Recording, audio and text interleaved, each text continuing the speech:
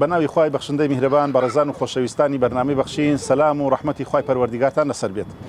ئێمە لە شاری هەولێرین لە گەڕەکی کوردستان دوای ئەوەی کەوا ئافرەتێکی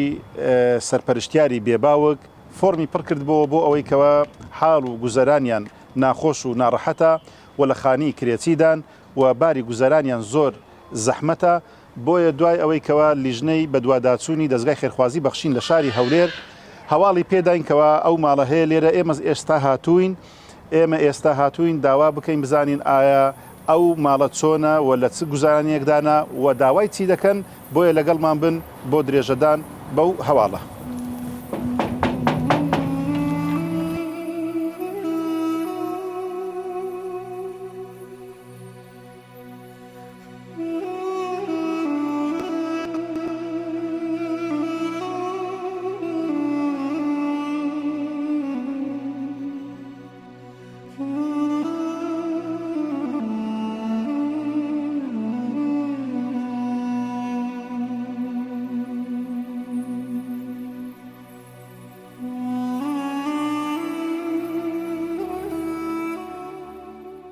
مەمنون زۆر هاوکاری ئەم دارام کەم باپیریانم لە خانی کرێدانا هەژارن خۆیان پێ بەخێو ناکرێگا ئەوە نەبن بەخشینەوانە بیان بەخێو ناکە کەس یارمەتیامدا ئەم بەخۆم پارەم نییە بیان دەمی ئەم بابی ئەو چژێمە باپی ئەم دارانم زۆر ممتانم هاوکاریان بکەن. کاکا من جیرانی شیلانیمە چەند سار ئەو پیاوەی نمە 3 سار دەبی مندارەکانیشی زۆر ناگزورن یعنی ئەگەر دەستگای چوچی خێرخوازی نەبی ناتوانانی ژیانی خۆی بەڕێوە بە هەموو شتیشی فەرقی هەیە لەگەر منداریت کە مەسەڵەن منداری هێتیم زۆر غەریبە بەخۆی ئێستا ئەگەر خێرخواز یارمەتی نەدەن هیچی نییە فەقیری لە خانی کرێ ناتوانانی سەرمانگان دەیبینین زۆر خەمی لێ دەخۆین ناتوانانی کرێەکەی بدا وەڵعاسر ژیانی زۆر زەحمەتە هەتا پێشەوە پیاوەکەشی مری و هەر ژیانی زەحمەت بوو بەڕاستی خۆشی نەدیتیە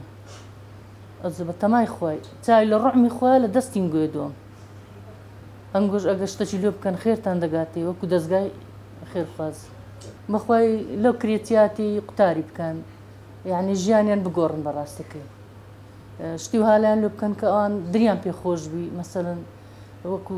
مەسەلەی مادی زۆر نەبوونن هیچ مەعاش شتیان نییە چاویان لە دەستین گوێ یەکەم خوا دووەم ئەنگۆ دەستگای بەخشین ئەگەشتەچیان لێ بکە زۆر سوپاسیان دەکەین وەڵای ئەمەش هەموو خەمی شیلانمانە بەڕاست بەس بەشەر هەرکەس ئەوڕۆ دەردی نەبوونی زەحمەتە بابی فەقیرەی بەخۆی نەخۆشە تەنها 200,000 تەقاعودەکە ئەویش بەشی خۆی ناکە تا بداتەوی زەحمەتە ژیان ئەوڕۆ چەند سار ئەسیر بە فەقیرەی زۆر زەحمەتە ئەوزە بە تەمای خۆی ئیشاڵڵە خوای گەورەش پشتیوانی گۆ دەبی و پشتیوانی وی دەکەن ئەوهاش پشتیوانی گۆ دەبیت.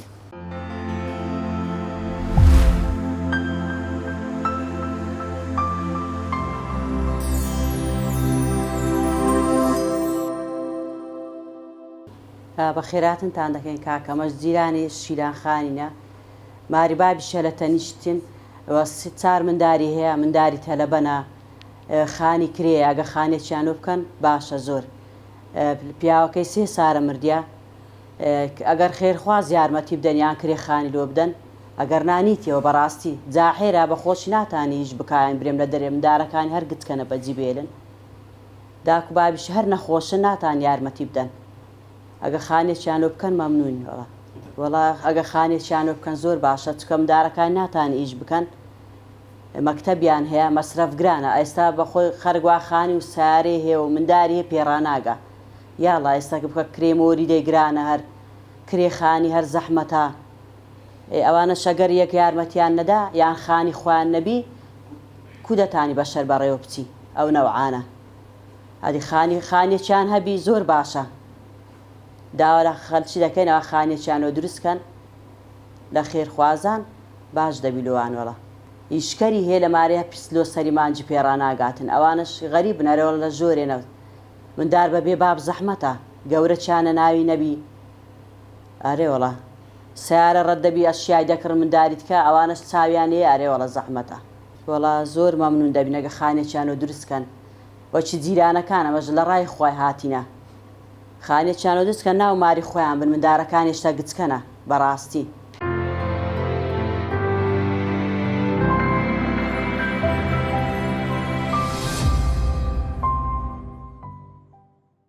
ناوم شیلان سیامەند محەممەد چار مندارمەیە کرێچیمە وەزعم خراپە بە 200 لە کرێمە داوا لە خێرخوازان دەکەم لە ڕێگای بەخشین یارمەتیم بدەن ئەمن مەمنونیانم وەکو خوشکێک بە چار منداری هێتم ناتوان ژیانیان دابین کەم مەکتەبیش هاتەوە بەخوا ناتوانم ژێویان دابیم کەم ئەو کوڕەشم چەند مانگە نەخۆشە 3 مانگ بردم چیتر نەمتوانی بیبم عنی وەزعی خراپە باش نییە کە بیبم کرێکەم پێ نادرێ عنی داواشتانێ دەکەم لە ڕێگای خێرخوازەوە لە ڕێگای بەخشینەوە یارمەتیم بدەن ئەمن مەمنونتانم داوا دەکەم لە ڕێگای بەخشین خانووەکەم لە بۆ دابین بکەن ئەمن مەمنونتانم لەو نەهامەتیە لەوەی قوتارم بکەن ئەمنون مەمنونتانم دەبرین لە ڕێی تەلەڤیزۆنەوە خانوو دەکەن ئەمن مەمنونم ئەگەر یارمەتی من بدەن ئەوە خانەکەم لە بۆ بکەن لەو نەهامەتیە قوتارم بکەن ئەم سوار مندارە بەخوا ناتوانمانی بژێوەی ژیانیان دابین بکەم مندارەکانم داوای سەفرەم لێ دەکەن ناتوانم بیان بم داوای شتم لێ دەکەن بەخوا ناتوانم بیان بم ئەو کوڕم چەند مانگ 3 مانگ بردمە دکتۆر دیاری هیچی تکە نەمتوانی بیبم گوتی بینەوە بەخوا نەمتوانی بیبم ئەوە ڤیتامینە حکەم دەکەم هەنی ناتوانی ئێرە و ئەو لای بڕۆ دەبی لە باوشێکم شیرە شلۆدانە بە 26,000 6 قودیم لۆکڕ هیچ کەم لە بۆ نەکڕێەوە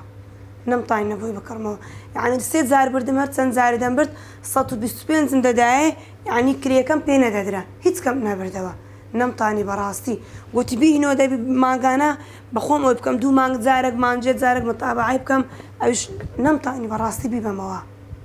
بەخوا هەفتە گلۆ پێ چەند جار داوای ماسی کردێ داوە لە بۆم بکڕە بەخوای نەمتوانە لەبۆی بکڕم نەبەخوا کچەکەم گەورەیە یعنی داوای چەند شتم لێ دەکا بەخوای ناتام لە بۆی دابین کەم دەگۆ دا بەس خانیمانە بۆ کرەیە کە داوامەیە بەس تا ئەخمەکم لە بۆ بکڕنەوە چی برادەرەکانم ماری بابیش مەزعیان خراپ ئەمە بۆ خۆمان برامان نییە چار خوشین بامانەیە بەس بابیشم بەنە بۆ حسێبە چاوی نابیتن نییە 200,000 تەقاعودە ئا بە مولدە ڕابگا ئا بە حەبوشتی خۆی ڕابگا بە مەسرفی خۆیان ئەگەنە ئەوانشی هەیان با یارمەتی منیان دەدا ئەمیش ئەوە لە خێرخەوازان نەدەویست وەڵڵای تەمەنە ئەوە دەکەم ئەمنیش بەچی ئەو خەرکە ئەهامارە چ خۆش دابیم کەم مندارەکانشم بەخۆیان دەرێندا دەبی خانی خۆمانەبی بچینە ناوێ کرێی نەدەین مارەچی خۆش دابینکەین داواکاریم ئەوەیە خانووەکەم لە بۆ دابین بکەن یعنی لە کۆر کرێتیاتی ببمەوە کرێ و شتی نەدەم یعنی دی ئەو چار مندارەی خۆش بکەم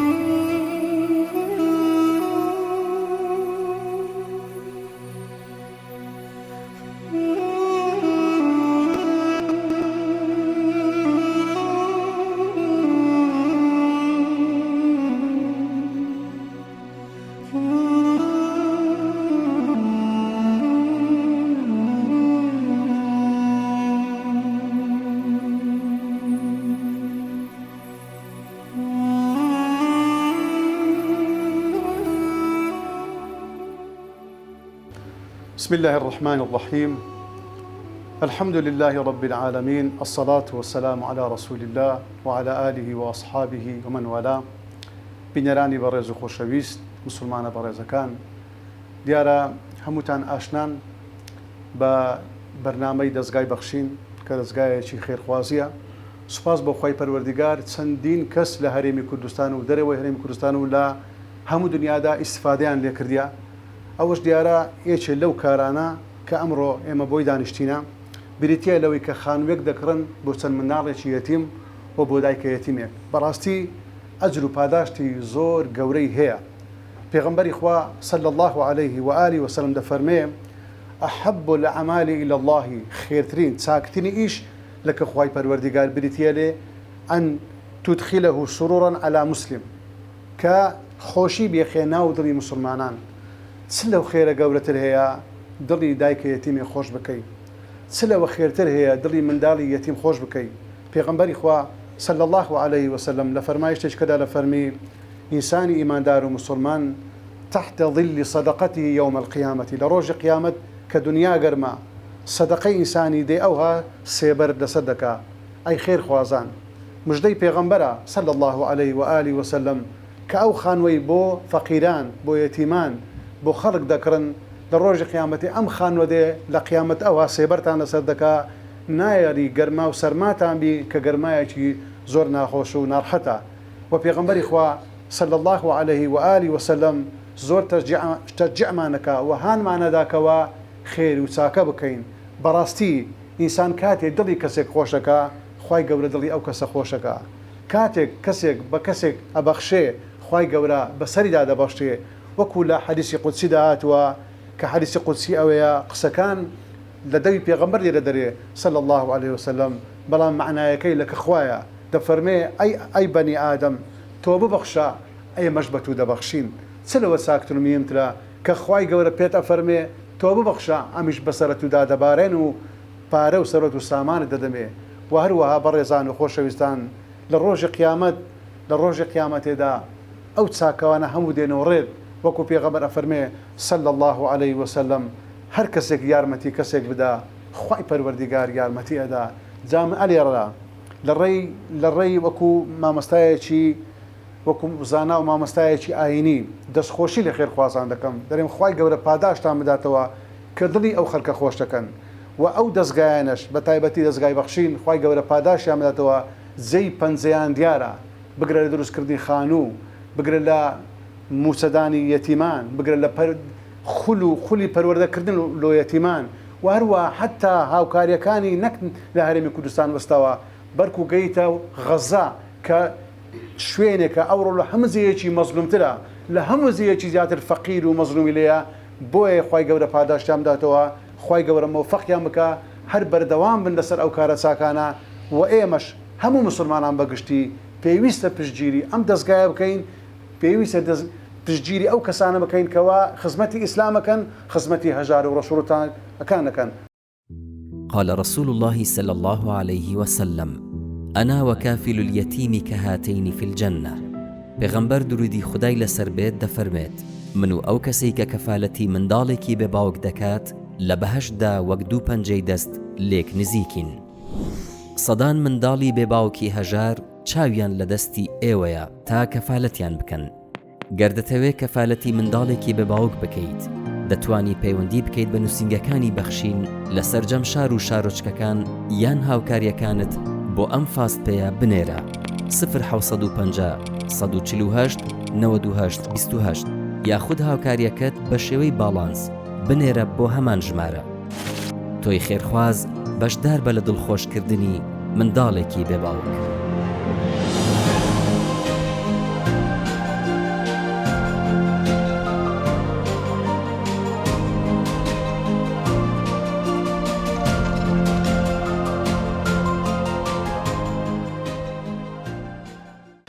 بنای خۆی گەورم هیرەبان سەرەتا سوپاس و ستایش بۆ خۆی پەروەردگار کە یارمەتی داین وەکو دەستگای خێرخوازی بەخشین لە هەرێمی کوردستان لە تەواوی نووسنگەکانمانەوە کە کاری ئێمە بریتی بووە لە سەرپەرشتیکردنی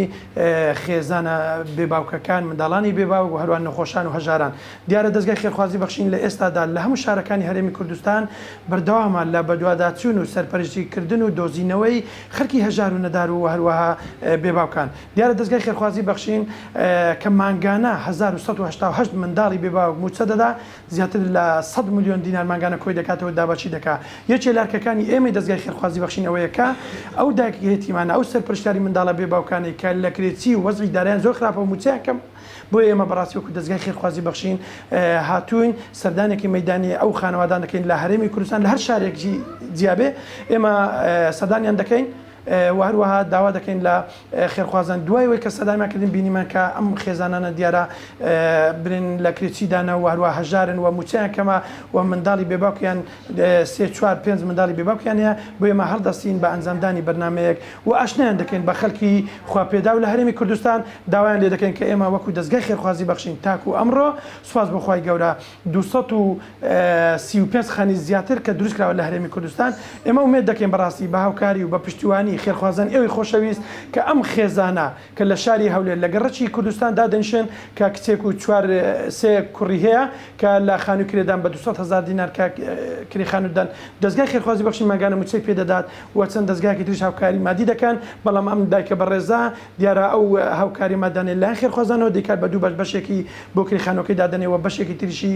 زۆر بە زەحمەت و بە ناڕەحەتی دەتوانێت ژیانی بژێوی ژیانی منداڵەکانی جێبەجێ بکات. بۆ ئێمە لە ئۆفیسی هەولێرەوە داوا دەکەین لە ئێوەی خێرخوازان ئەو خێرخوازانێک کە لە تەواوی 15 ساڵی ڕابردوودا کە دەستگای خێرخوازی بەخشین هەر بەرنامەیەک هەر پرۆژەیەک هەر کارێکی ئەنجام دابێت سوپاس بەخوای گەورە توانیتمان تێدا سەرکەوتوو بین توانیتمان جێبەجێ بکەین بۆیە ئومێد دەکەین ئەم خانەوادە بەڕێزە ئەم منداڵە بێباوکانە ئەم خوشکە بەڕێزەش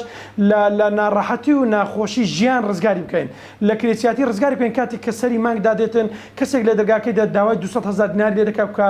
خێرخوازان مانگانە هاوکاری بۆ دێنن بەڵام خوشکە بەڕێزە دەبی بەشێکی لەو کرێ لەو پارەی بکات بە کری خانووکەی بیدات و کری کارە بە ئاویشی لەسرە بۆیە بەڕاستی ئومێد دەکەین ئینشاءالله لە بەرنامەی داهاتوو ئەم خێزانە ئاشنا بکەین بە ئێوەی بەڕێز بڵێن بە ئێوەی خێرخوازان ئەوە هاوکاریەکانی ئێوە بوو توانیمان ئەم خێزانەش ڕزگار بکەین لە کرێسیاتی ئێستاوا لە ناو خانووکی خۆیاندان بۆیە ئومێد دەکەن ئینشاءالله ئێوە هاوکار و پشتیوان بن بۆی بتوانین ئەم خانەوادەیەش بکەین بە سەحاب خانوو بیکەین زیاتر لە 235 خانوو دروستکراوە ئینشاءالله ئەمەش بێتە سەری وە لە شارەکانی تکەش ئینشاءالله ئێمە بەردەوامی لە دروستکردنی خانوو و داگیرکردنی خانوو بۆ خێزانی بێباوک ئینشاءالله ئێوەش پشتیوان بن بۆی بتوانین خانوویەک بۆ ئەم خێزانە دابین بکەین. الذين ينفقون أموالهم بالليل والنهار سرا وعلانية فلهم أجرهم عند ربهم ولا خوف عليهم ولا هم يحزنون. بەڵێ بەڕێزان و خۆشەویستان ئەوەی بینیتان و ئەوەی بیستان شاید حاڵەکان و هەروەها جیران و دراوسەیەکان و هەروەها باپیری منداڵەکان و خودی دایک و سەرپەرشتیارەکە چۆن باسی حاڵ و گوزارانی خۆیانیان کرد. ئێوەی بەڕێزیش چیتان بۆ دەکرێت بۆ ئەو ماڵە بیکەن؟ ئایا ئەوەی کەوا لە ڕابردوو کردوتانە چەندە دڵتان پێی خۆش بووە و ئێستاش بۆ ئەو ماڵەیە چی دەکەن بۆ ئەوەی زیاتر و زۆرتر دڵتان پێی خۆش بێت؟ ئێمە چاوەڕوانی هاوکاری و دەستگیرۆیەکانی ئێوەی خێرخواز و خۆپێداوین لە دەستگای خێرخوازی بەخشین و لە تەواوی نووسنگەکانی دەستگای خێرخوازی بەخشین دەرگا کراوەیە بۆ ئەوەی کەوا هاوکاری و یارمەتەکانتان بگەینن بە دەستگای خێرخوازی بەخشین.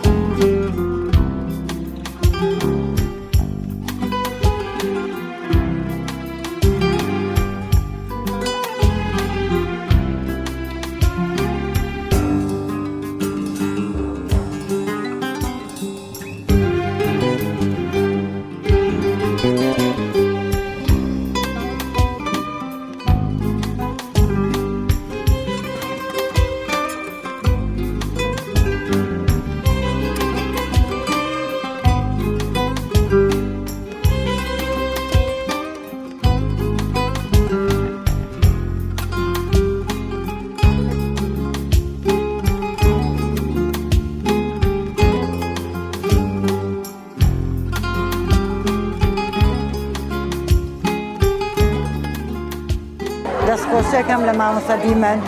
لە مامۆستا شنۆ سپاسیانەکەم بۆ ئەم دەستگای خێرخوازە پێ دوورمانمانیان کردووە یعنی دوورمانێکمان زۆر جوانە ڕێکپێک لەخوا بەس زیادە الحەمدوللا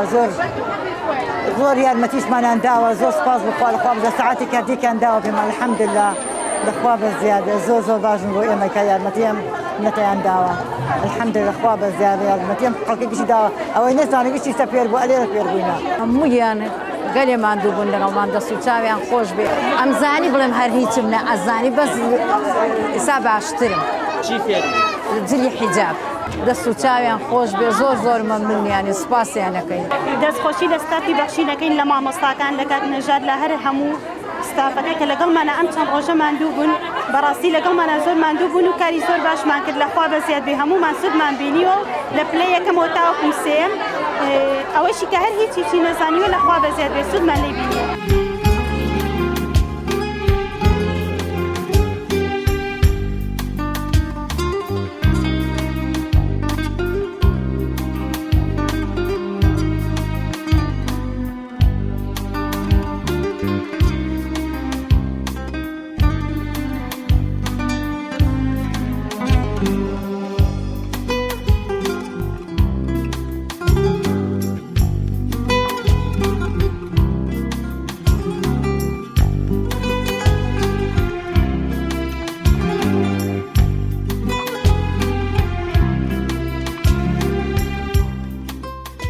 دەستخۆشی زۆر لە دەستگای خێرخواژی بەخشینەکەم من وەکو مناڵی دوو نازدار کە هاتوومەتە ئەم خولە بەڕاستی زۆر ئیسفادەم کردووە خۆی گەورە سەربەرزی دنیا و دوا ڕۆژێنکەوە ئەنجومەنی خوشکانیش بەڕاستی پێمانەوە ماندوو بوون لە کاتی خۆیان گر خۆی گەورە پاداشتیان باتەوە بەڕاستی زۆر سوودم لەم خولە بینیوە پێشتر هەنشتم ئەزانی بەڵام وەکو ئەم خولە نەبوو بەرچاوڕوونتر بووم فێر بووم کە هەموو شتێک ببڕم هەموو شتێک بدورم زیاتر چاوم کرایەوە وەکو هەموو کەسێک کە ئەڵێن ترسێک هەبوو یعنی بۆ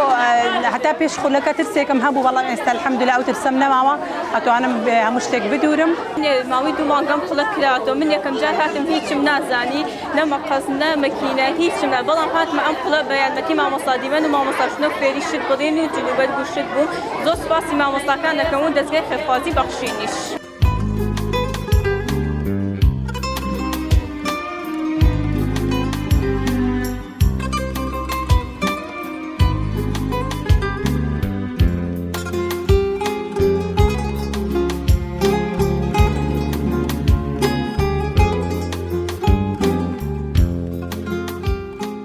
زۆر سپاسی خوای گەورە ئەەکەم کە دەورەکەمان بە کۆتا هاتووە ئەلحەمدولیلا سپاس بۆ خوای گەورە سپاس بۆ بەشداربووان لەخوا بەزیا بێت هەر هەمویان زۆر بەباشی بە ڕێکوپێکی زۆر بەباشی لە دەورەکەی بەشدار بوون لە بڕین و دوورین و هەروە بێتەوە قیاسات و هەموو شتەکان زۆر بەباشی فێر بوونە لە سەرەتاوە هیچ نیانتوانێت یان مقەس بگرن یاخود بتوانن مەکینە بەکاربێنن لەخوا بەزیا بێ ئێستا مەکسی و جلی کوردی و ئەزی کڵۆش و جلی دەرەوە و جلی مناڵان و بەعام هەموو جلەکانمان بڕی و هەمووی شیمان دووریوە عادەتی دەورەکەشمان وە بۆ ڕۆژانە چیمان خوێندۆ بە دەرسی داهاتوو هێناویانەتەوە و دووری ویانە بەشداربووانیشمان نزیکەی 90 بەشداربوومان هەبوو الحەمدوللا زۆر بەباشی فێر بوونە ئەمەش بەرهەمی کارەکانی دەستیانە ئەم 90 بەشدار بووە ئەگەر چەند کەسێکیان خۆی مەبەستی نەبوو بێ فێر بێت خۆی مەبەستی نەبوو بێت کە فێر بێ ئەگەر نا ئەلەو 90 بەشدار بووە لای کەمیان 85 بەشدار بوومان زۆر بەباشی فێر بووە زۆر دەستخۆشیشمان هەیە بۆ ئەنجومەنی خوشکان بۆ دەستگای خێرخوازی بەخشین لەبەر ئەوەی ئەوان هەستاون بەکارەکە ئەگەر ئەوان نەبوونا ئێمەش نەمانەتوانی ئەم بەرهەمەی هەبوایە لەخوا بەزیا بێ ئەلحەمدوللا زۆر بەباشی بەدەممانەوە هاتون زۆر کارەکانیان بۆ ئاسان کردون و زۆر ماندوو بوون.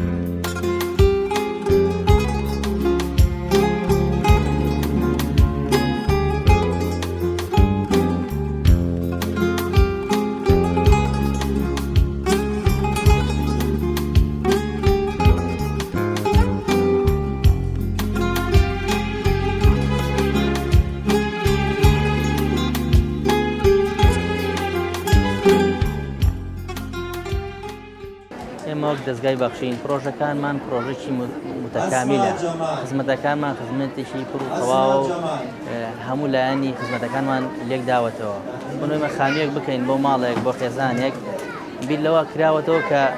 بژێوی ژیانیان بۆ ئامادە بکەین بژێوی ژیانیان بۆ دابین بکەین هەر خانۆکە کافی نییە هەڵمان ناوە ئەگەر بتوانین دوکانێکیان هەبێت بتوانین شێوازێک لە شێوازەکانی بژێوی ژیانیان بۆ دابین بکەین لەبەرەوە ئەم فولانش کایکەینەوە ئەو موچەی کە ئەدرێ بە مناڵانی بێباوەک هەوڵی ئەومان داوە هەم لەلایەنی پەروەردەییەوە گرنگیان پێ بدەین و پرۆژەکە تەواوکەین و پیان گەێنین هەم لەلایەنی پیشەییشەوە لەسەر پێی خۆیان بۆسن لەبەرەوە چەندین خولی پیشەییان بۆ ئەەکەینەوە وەکو درومان وەکو سەرتاشین وەکو چەندین خولی ترمان کە پێشتر کردوێتەوە بۆ ئەوی بتوان لەسەر پێی خۆیان بۆسن بتوانن وەکو پەندە کوردەکە کە دەڵێ ماسی مێرە فێری ماسیگرتنم کە بەڕاستی ئێمە ئەمانەیە فێری ماسیگرتن کە لەسەر پێی خۆیان بۆسن هاوکارێکان چاڕوانی هاوکاری ئەم ئەو بن بەڕاستی کاتیە بەڵام ئەگەر لەسەر پێی خۆیان بۆستمە بتوان خۆیان بژێ ژیانی خۆیان دابینکەن ئەمە هەدەفی گەورەیە کە دەزای بەخشین پێکاوێتی و ئیش لەسەر ئەو شێوازە دەکەین. ئێمە وەکو نووسنگی چەمچەماڵ دەستگای خێرخوازی بەخشین بە هاوکاری ئەنجومەنی خوشکانی چەمچەماڵ هەڵساین بەکردنەوەی خولێکی دوورمان فێربوونی دوورمان بۆ خانمانی ئەم سنوورە و لە خولەکەیە 93 بەشدار بوو بەشداری تیاکرد کە 83یان ڕسمی بوون و دێشیان بە گوێگر وەرمانگردن سواز بەخوای گەورە خولەکەمانشی خایان و بە 4 هەفتەی سێ ڕۆژ دەرزیانە بووە و ئەوانی کە یەکەم و دووەم و سێم بوونە خەڵاتی تایبەت کراون و باقی ئەوانی تریش خەڵات کراون سوپاسی خێرخوازانەکەین سوپاسی و کەساناکەین کە بە دەنگی فەقیر و هەژار و نەدارەوە دێن کە هاوکارمانن بۆ هەموو پرۆژەکانمان بۆ هەموو کار و کردەوەکانی بەخشین